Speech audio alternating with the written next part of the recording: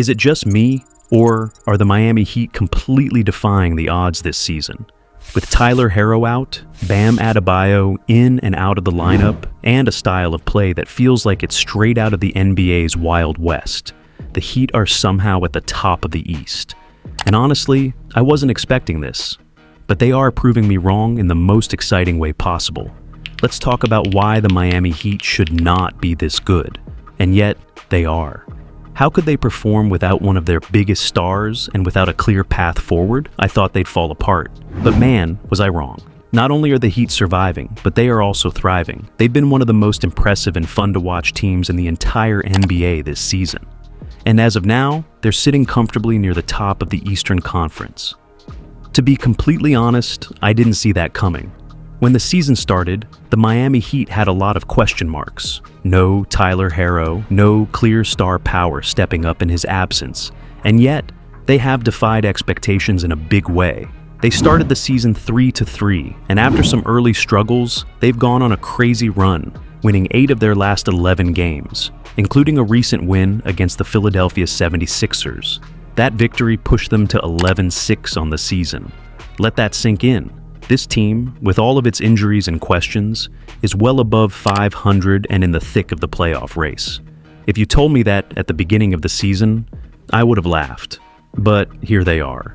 And what makes this even more amazing is that they're doing it without 2 of their key players, Tyler Herro and Bam Adebayo. Herro has been out since the start of the season, and Bam has missed chunks of time due to injury. That's not a formula for success in the NBA, especially in the deep Eastern Conference.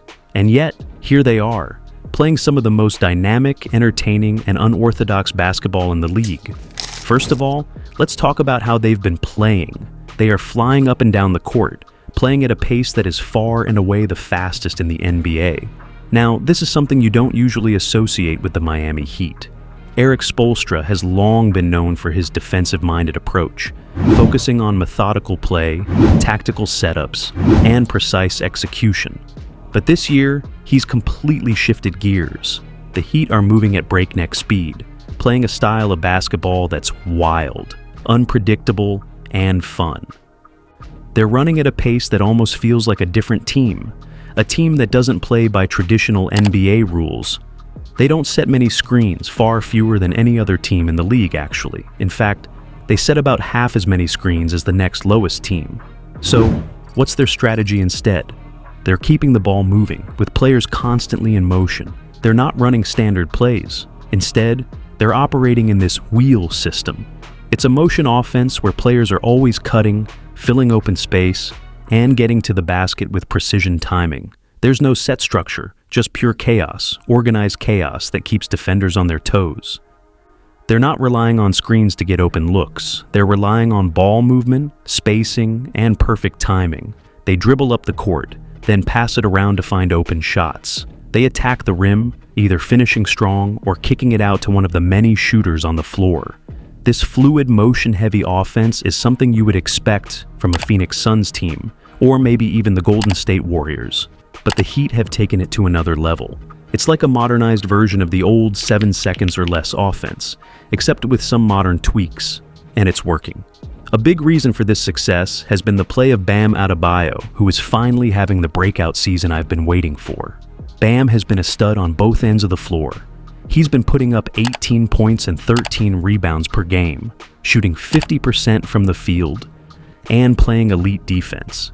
If the season ended today, he would absolutely be on my all-defensive team.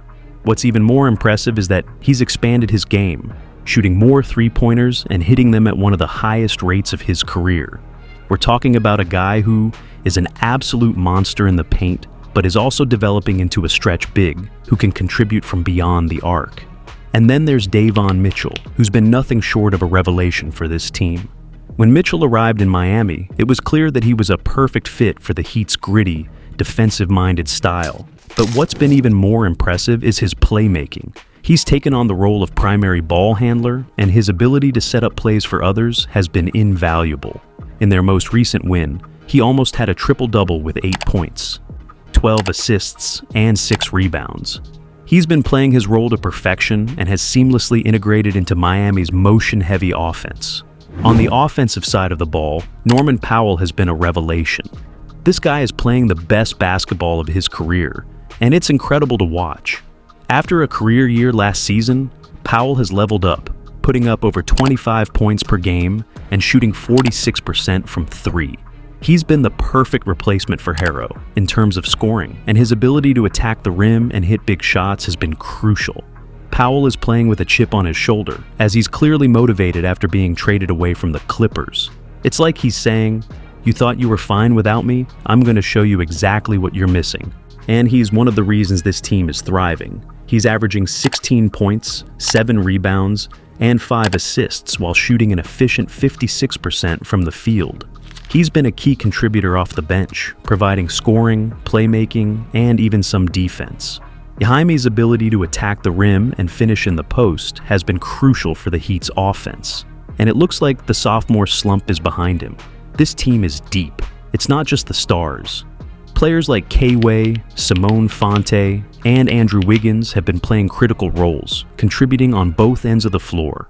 Wiggins, who has always been a solid defender, has found a rhythm with the Heat and has been playing like the championship-caliber role player we saw in Golden State.